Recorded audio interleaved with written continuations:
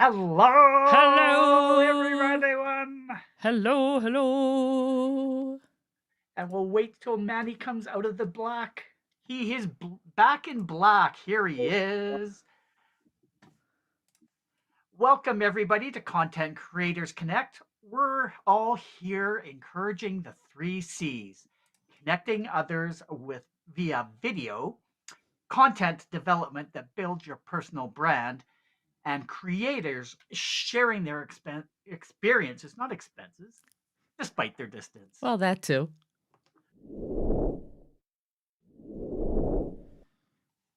For those of you joining us for the first time, let's get to know the C3 team. We have Kevin right down to my far, left. As you can see right there, Kevin is well known as ClasicMac to his online community. He is a strong advocate in finding low-cost tools to help you in your live streaming journey. Then we have our very lovely Dori, known to everyone as DSpence. She is using her superpowers to install confidence in those around her and helping others become techsperts in their own adventures. And I'm Coach Manny Rodriguez, coaching us up in the world of social media, as well as pursuing my passion for streaming true crime. I am so excited about today's topic, my friends, and here is why. I have started way back in the early days on this platform, and Kevin's going to be educating us on this OBS platform. Kevin, why did you choose to discuss OBS today as the live streaming production software that you use? Actually, it's because of what you had said in the description of me, low cost live streaming.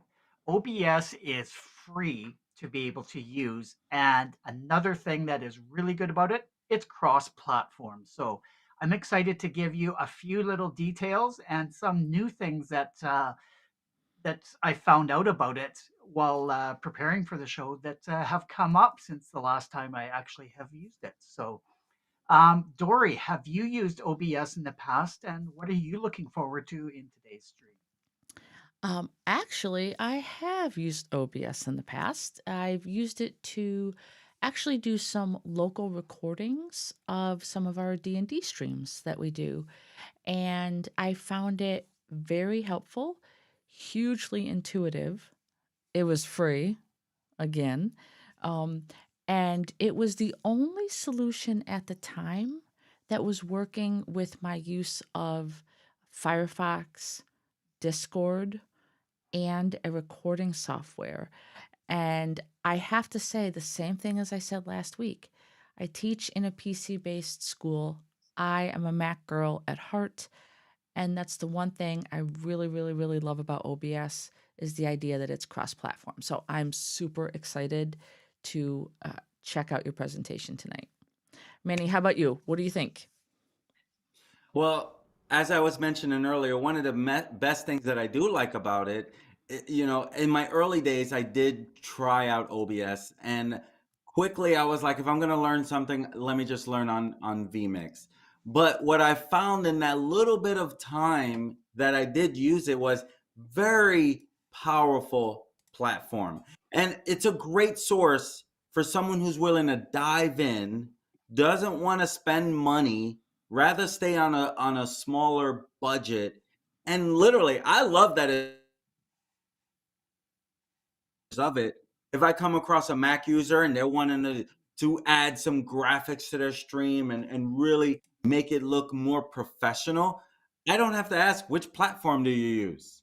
I can literally say OBS, great way to start, great way to dive into live streaming. And here's the truth, a lot of people, well-known streamers, use this. They're making a bunch of money from YouTube.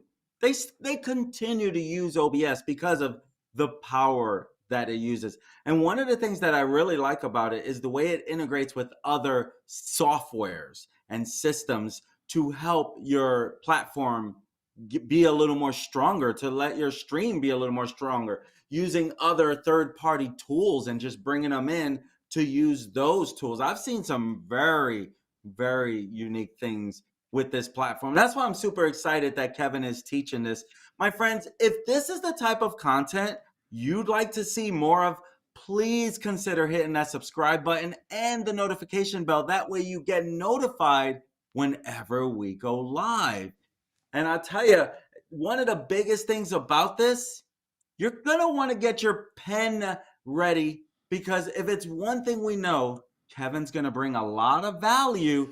You're not going to want to miss it, but you always have that rewind button that you can go back and watch it again. So my friends, without further ado, please give it up for our favorite Classic Mac, Kevin. On to you, buddy.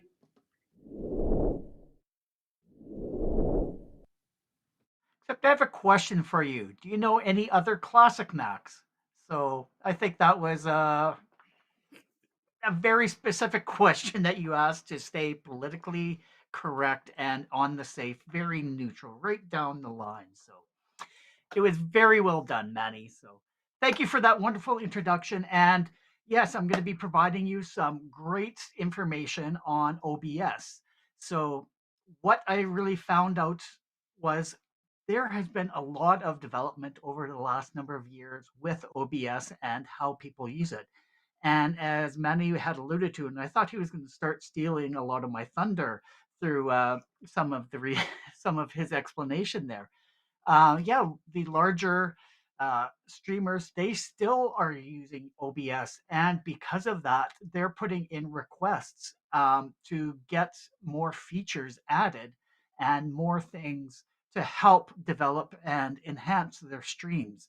So rather than just me here talking about it, let's just dive in and take a peek at exactly what we're talking about today. So when you first install OBS, and I have version 28.0.3, and when I actually opened it up today to get ready for the stream, it actually popped up and says, hey, there's an update. That is one of the things I like about OBS is it's constantly evolving. So there are new features, new things that are added, as well as fixing some bugs in the past as well. So when you first open it up, it is definitely geared towards live streaming because you can connect your stream information of what your stream is going to be about, and you can just put it all right there at the very beginning. And then you can also have your chat from your stream go right to this window. So you don't actually have to open up Facebook or YouTube or Twitch or and have that live with you as well. So it's integrated into OBS. So I think those are just a couple of really good features to have within that streaming software. So just going to close these, get them out of the way. And we're just going to go through a bit of a I guess, tutorial of the very basics. There's a lot of people out there that know a lot more than I do, which I would encourage you to do a search on the setup of advanced OBS if you're looking for something other than just the very beginning. But just to get started here, I'm actually going to go over to my main shot and I will actually walk through this with you as well. But I did want to get my face on camera so I can actually explain to you some of the stream basics of something that's sort of common between OBS, vMix, and Ecamm is looking at what you're actually trying to put out to your audience. Number one thing is you want to put a camera out there so that you can actually have them see who you are and so that you can deliver your content and your message. Another thing, audio. So you're going to want to have an audio source that goes out, and you also want to have an audio in on OBS, which I found was just a little bit different. that you actually want, if you're having some music playing in the background, that audio is going out to your audience, but it's not going to you directly. So you want to have both of those come in so that you can monitor what's actually being played and the volume of each of those as well. And also a desktop capture if you're wanting to actually show some content other than just a camera to deliver the content. So what I am going to do is just take you for a tour around OBS here. And one of the first things is we're going to start through the settings menu, and that will pop up here. And sort of some of the general things to go through, what language that you're going in, what kind of theme, um, and sort of the output, different options here. I don't really go through or check off many of these items, but you can go through each of these and choose as it applies to your devices and to your layout and to your stream. Stream. This is amazing because you can actually stream directly to your platform of choice. And by default, it's going to Twitch, but look at all of these different locations that you can connect OBS to. Like it just goes on and on and on.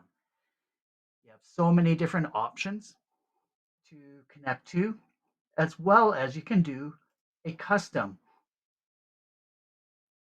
So you can do a custom server if you have your own website that you want to go to as well. And once again, just let's go to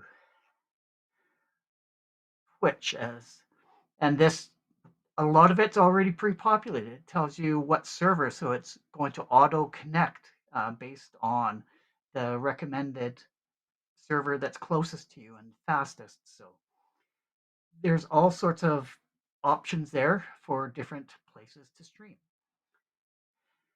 And then your output.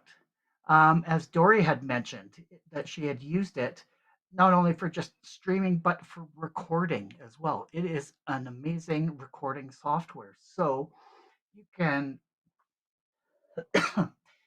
decide what type of file you're going to have, whether it's going to be like a high quality or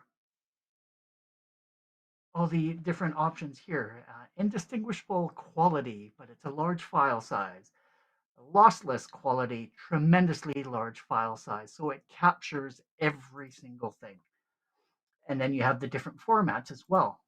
So you can save it as an MP4, .mov, MKV, whatever you want as a video format. So by default, myself, I prefer the MP4 format.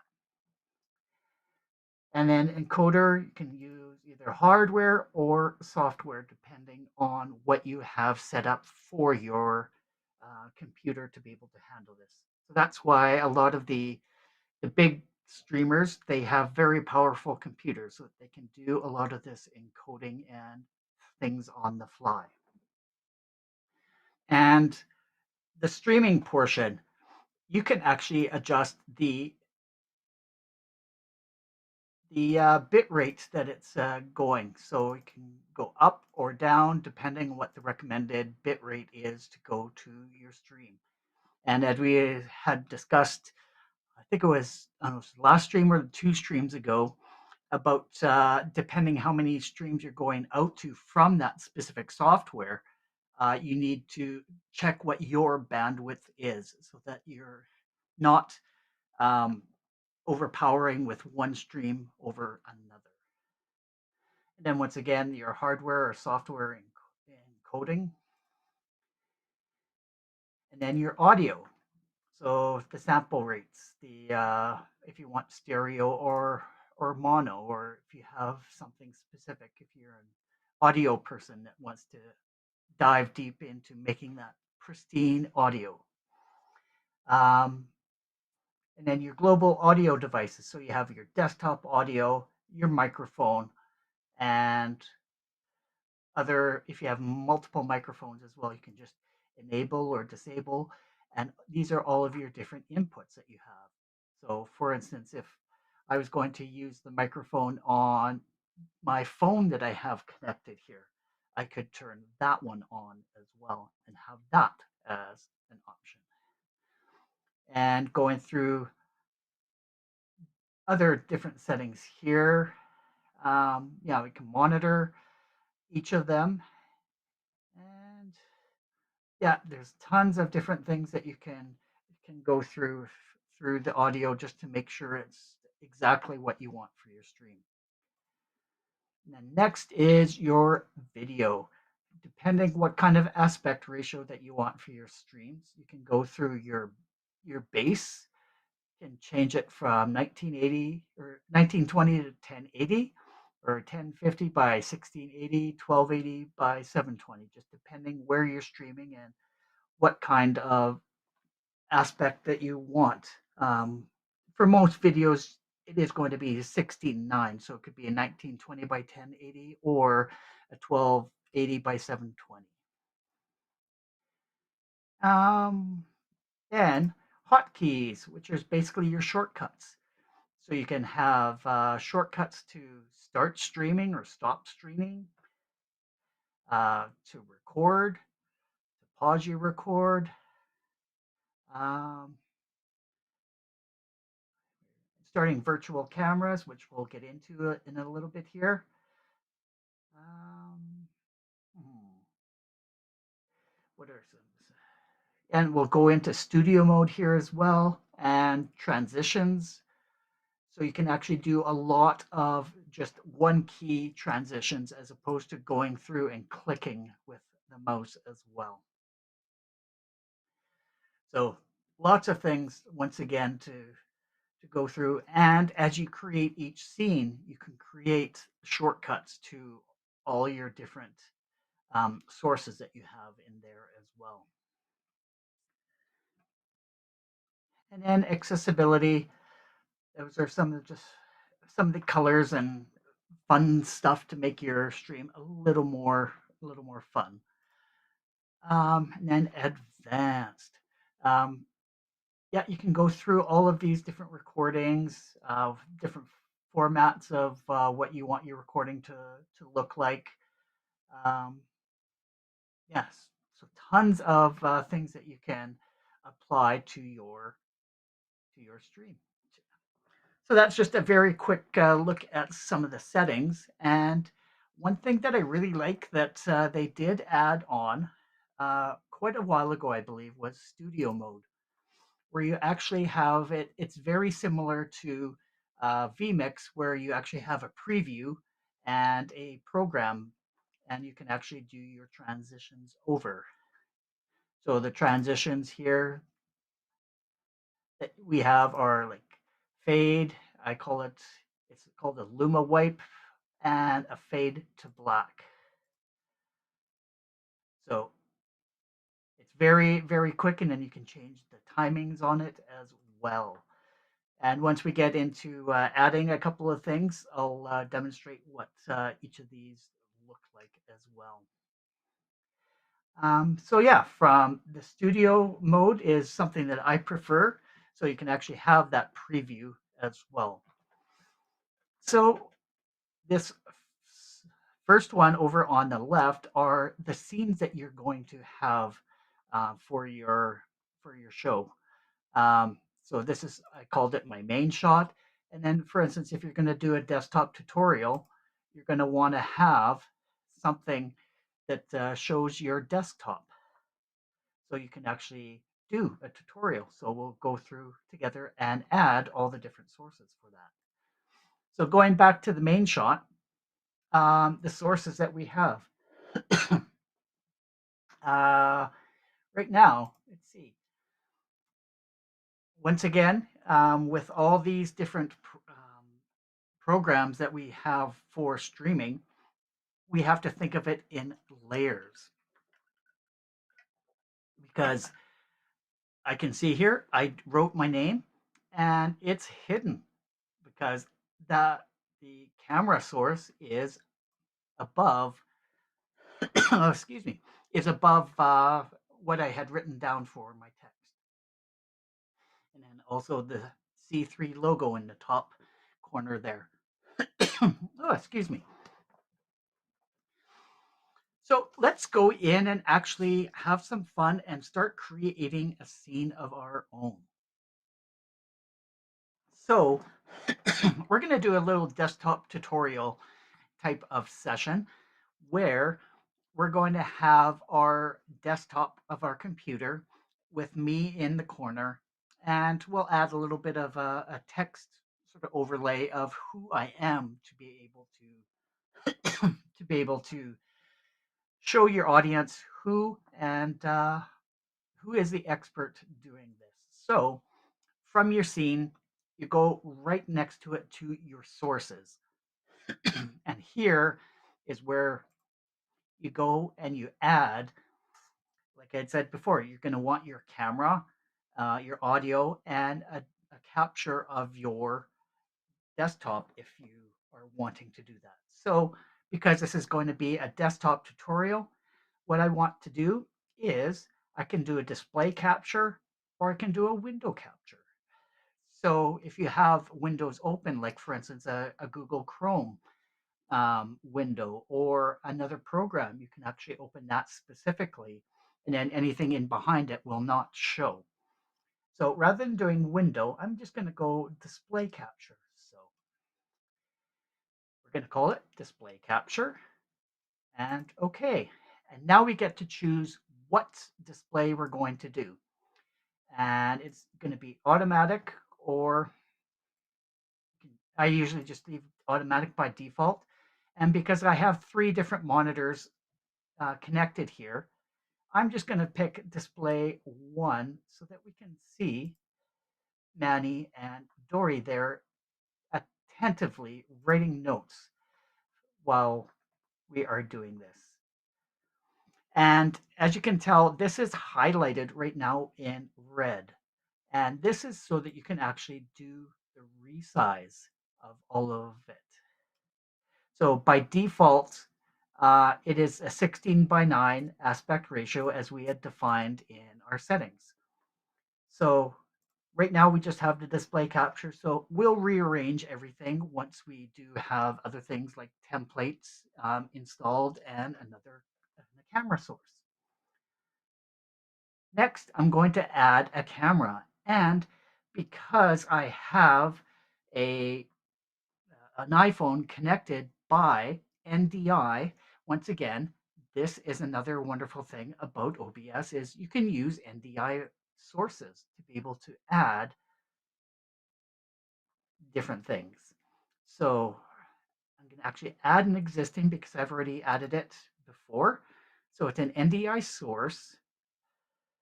Actually, no, I'll go through the process and I'll just show you. NDI source, and I'll call NDI source 2, and then click OK. And then it actually asks you, what sources do you want? And right now, it's like iPhone 3 is the name of the device that I have here. And HP Mando is actually the name of my laptop that I have turned on behind me. So it's actually detecting that, but not going to be using that. I am actually just going to just delete that one. And yes. And we're going to be adding another NDI source, but use an existing one, the one that I had added before. So now, as you noticed, because we're overlaying each other, I actually am prominent over the display or the desktop capture. So because we have this desktop capture, I am going to change the size of this NDI source. So now I'm actually going to change that size, and I believe it's, nope, I don't want to do that.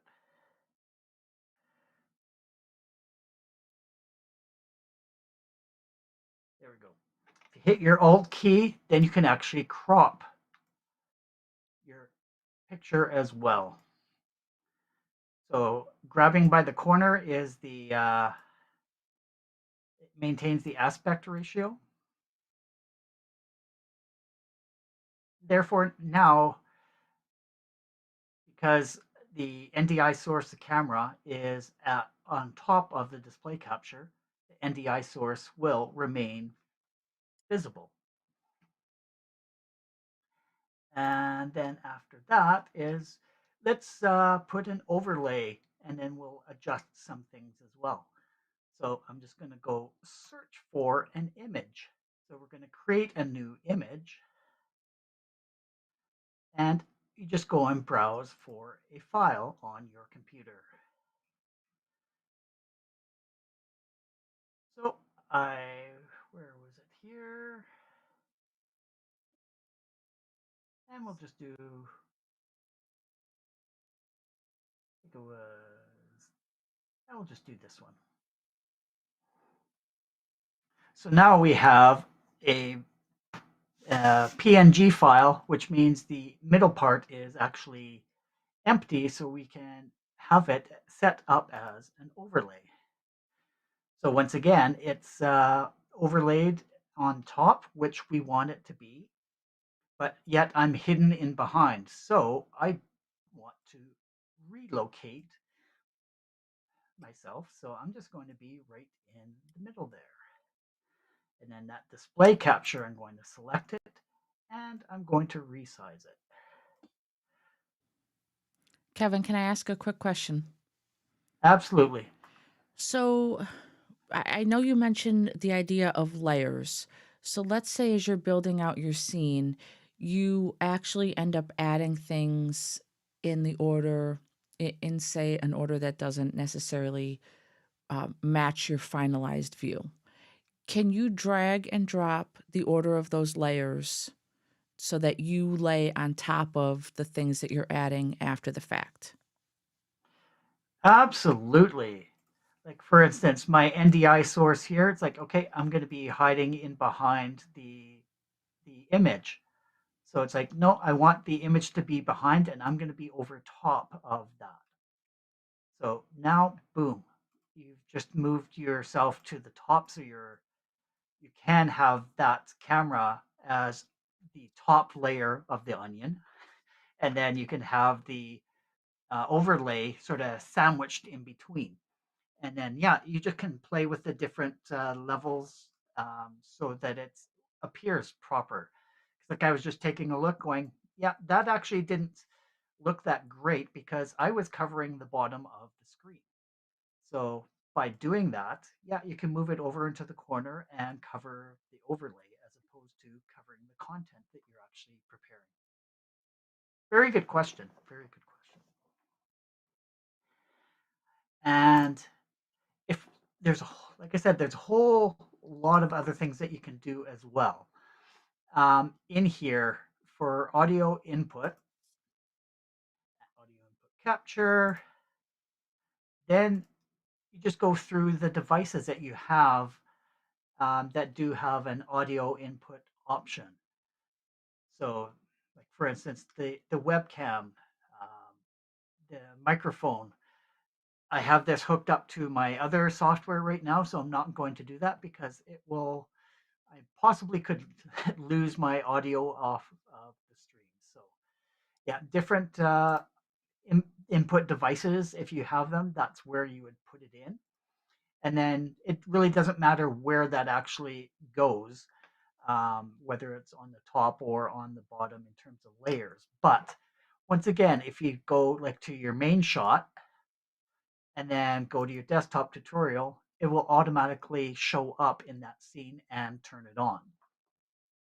So it's not like you have to go in and turn your audio on and off every single scene. You can add that audio device to your scene. So as you go in, you can actually not have to worry about it. It's like, yeah, I know for a fact that my microphone will be turned on. And that brings me up to one of the other new things that has just been added in as a plugin to OBS. The NDI source was a plugin that you add in. And another thing that just recently has come out is the ability to use, we call them triggers in vMix, but it's sort of like a if this, then that type of scenario. So, for instance, if you're wanting to have or a transition between scenes, you can actually have that happen automatically. And if you go from one scene to another, in this very example that we were just talking about, is having your microphone turned on, and you can actually set it to a certain level um, when you switch over to that secondary stream or secondary scene. So, um, just to give you an example of what it is, I had created this thing called an intro. So I sort of have a video, and then it will go over to another scene, and I don't have to press anything. Like right now, it's in the preview.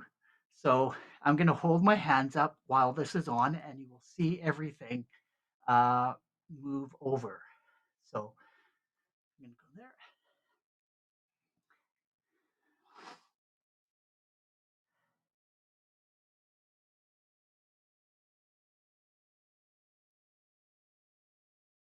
And I didn't press a thing.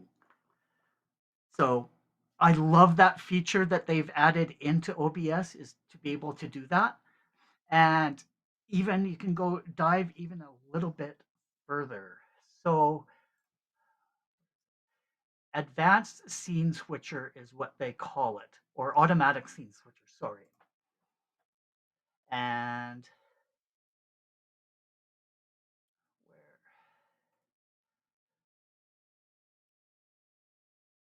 I thought it was automatic, or is it advanced? Yeah, advanced scene switcher. So basically what it does is it creates macros of things to go through. So you have your scenes start, and then you can add um, the different macros to go through. Wondering, can I actually see them here?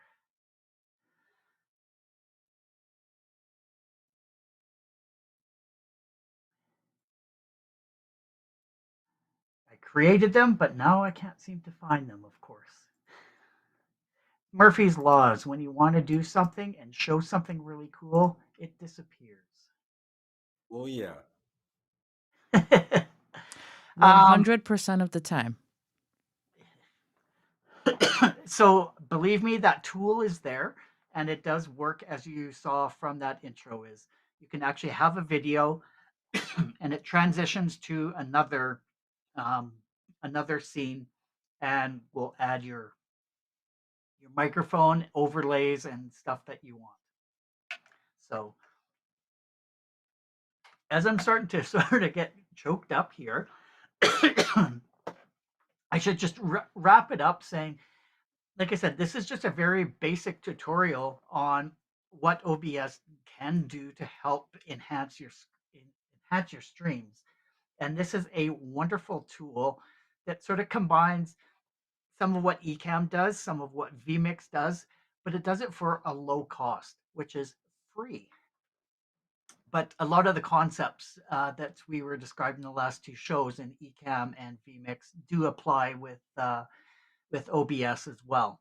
So there are some additional features on Ecamm and additional features on vMix that OBS does not have, and maybe that's something that may persuade you to go to those. But as a very basic um, video streaming software, I think this is one of the best ones out there at this point. So, as we have all three of us have said, it's a great way to start your streaming journey and learning how to do streams and playing with those different layers and different scenes so that you can get comfortable in front of the camera. So with that, I think I have a few other questions that may have come up from Manny and Dori. So let's head on over and see if they have anything to say once, or anything that they have to say after seeing a little bit about this. So let's head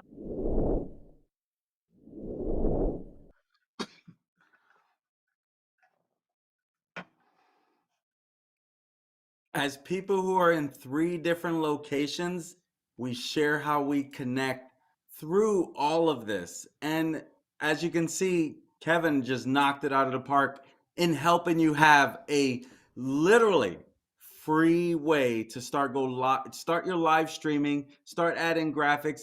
Kevin, I love how you shared with the resizing.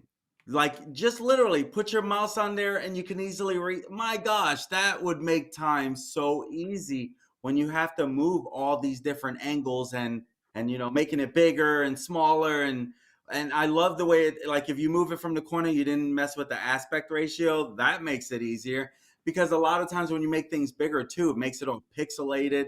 So I like the way that keeps things in order there. And something else that question that Dori brought up, I think that is great, to be able to scroll, just drag and move your sources around.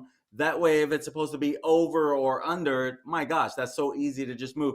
And watching you do that kind of brought back memories of when I was using it. I think I did one live on it, if I did a live, but I started using it on a big event that I was doing. And my gosh, I wish I had this little limited training at that time just to know how much more simpler I could make that. Dori, what did you think?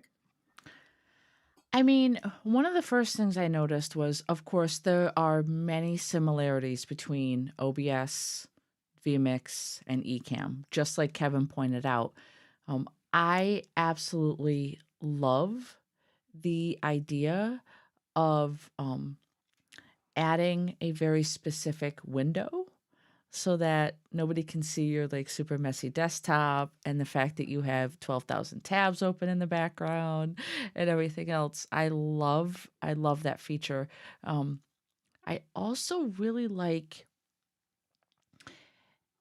I don't know if it's just a visual for me, but when I see something in red, it draws my attention to it.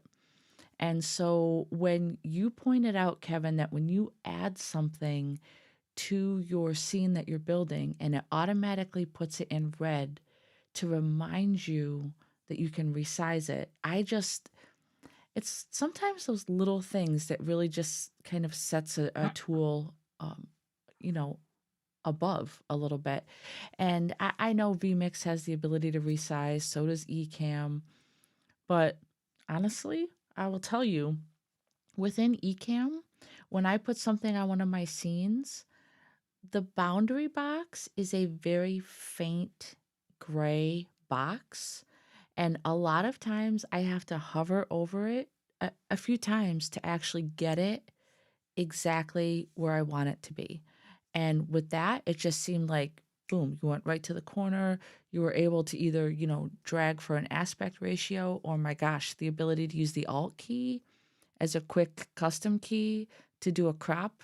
Like OBS, they're really, in my opinion, I think building a piece of software with content creators and streamers in mind. And the fact that it's free, it utterly like blows my mind. Um Yeah. s- No, I Well absolutely said, Dori. agree with that. And the with the cropping and those types of tools, it's constantly evolving because OBS stands for Open Broadcast Software. It's open source, so people are always contributing to making the software better. Whereas mhm. vMix and Ecamm, it's owned by a company, and it's the companies themselves that are doing those upgrades. So, are they actually reaching out to streamers to get their feedback, or how are they actually getting that feedback about how to improve their product? Whereas OBS, anybody and everyone can contribute coding to help it make it better. Yeah, I love that idea. I absolutely love it. So, Manny, I have a question for you. Now I'm going to put you on the spot a little bit. So Love it. you're a vMix user. Would you ever try and test the waters again with OBS? No. Okay. After being on vmix I just wouldn't. I Again, once you pay for vmix, you have it for a lifetime. Now, the only reason I would consider it if I was training on it or something, Okay. then I would dive in, learn. Because when I did, I actually bought, like, I think Udemy had an OBS software that I bought. I forget who the tech people were that taught it. Um, Wow, so this is, you're bringing back a lot of flashbacks here. It's almost like, oh my god, I would hate to start all over. It was like, oh, the audio stuff and the learning, spending hours to 2 in the morning because you just want to figure these things out, right? And when it comes to technology, you just dive in and start making your mistakes and messing up. And that's why I love this. I say no only because I've gotten so used to vmix. If I had to start all over and I didn't have vmix, 100%, I would. After a video like this, there's no doubt I would have jumped on OBS like in a heartbeat. Like, oh, that's it, and it's free, and I can do all these things. I'm in. And you brought something up that open broadcasting software where it gives the ability for those third party apps to go and be creative. What is that one name that's probably the most popular OBS? There's an OBS. I don't think it's OBS Studio. It's more like Streamlabs, right? Oh OBS yeah, Streamlabs. Streamlabs. And that seems to be like someone who used the OBS platform and made it better for their users. I love that you can do that. So if you're like a computer person who wants to get creative and have a software to start with and then get better from, my gosh, how much cooler is it that you can have your own little piece of broadcasting software and make more dynamics for your own audience. Another powerful feature of OBS. I'm glad you brought that up. I totally forgot about that. Yeah. Yeah. Now, Kevin, same question for you. Actually, I started out on Ecamm Yep. because I started out on a MacBook. I never really dove into OBS. I went from Ecamm over to vMix. Okay. So I have sort of played with this, and one of the things, like Manny was saying, was integration. OBS has that has a virtual camera that you can bring into Zoom calls, to Teams, to all sorts of those different types of work related softwares, Mm-hmm. but you have your broadcast software that you can actually create your scenes for those types of conference calls, as opposed to just having your camera or your webcam just pointing at you. So you can create it that way. So that virtual cam, I've actually used that at work. And because I have the ability to use OBS at work, I've integrated and played with it a little bit more there. So I'm getting more and more involved with OBS. And I don't think I would switch back because there are a couple of features on vMix that I absolutely love. And I don't want to lose those. One of them being like a vMix call.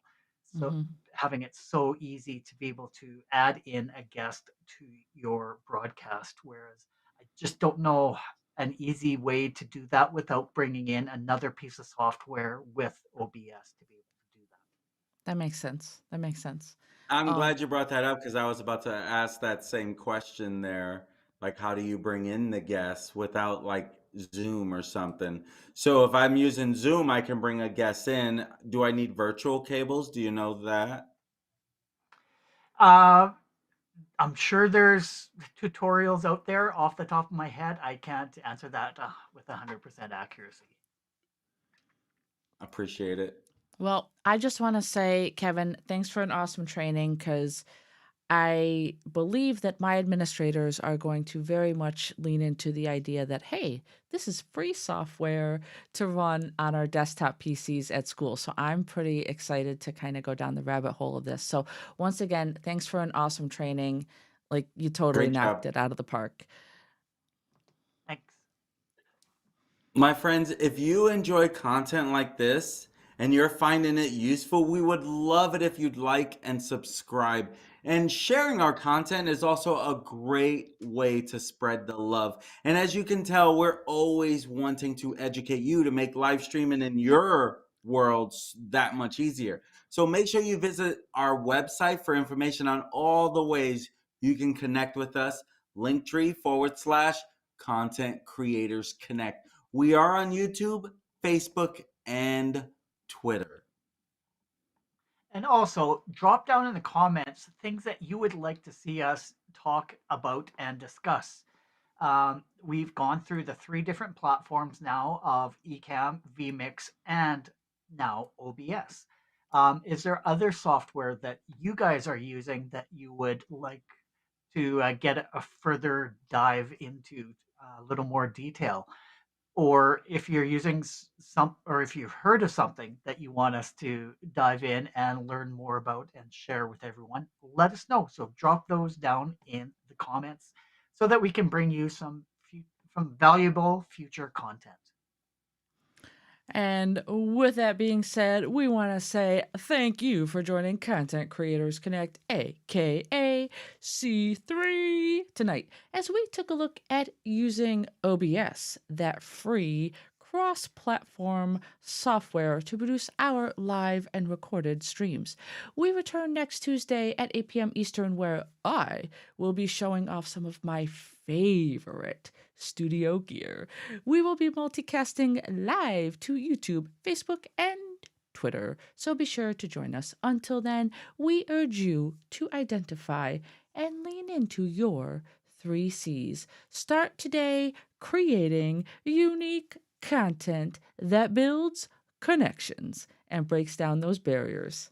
See you next week. Bye. Thanks for Bye. joining.